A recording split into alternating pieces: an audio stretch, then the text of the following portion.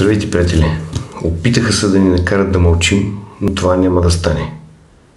Аз не използвам пиар и готови реплики. Всички, които ме познават, знаят това.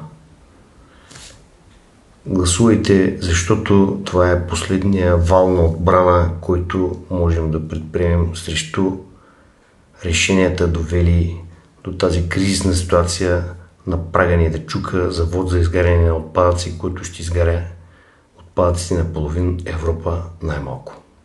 Денят за размисъл наближава и всеки би трябвало да е решил.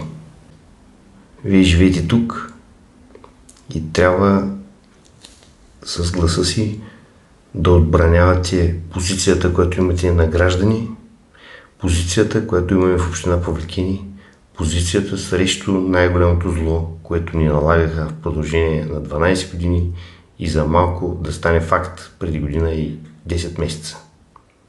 Сега е момента да се реши всичко и то тотално и завинаги.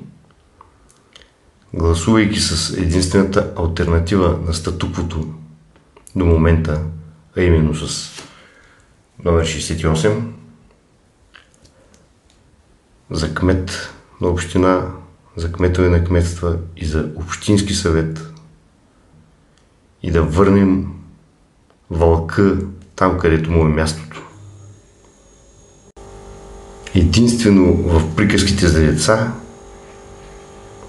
и в детските филмчета, а не в нашата община. Аз бях Тодор Тодоров.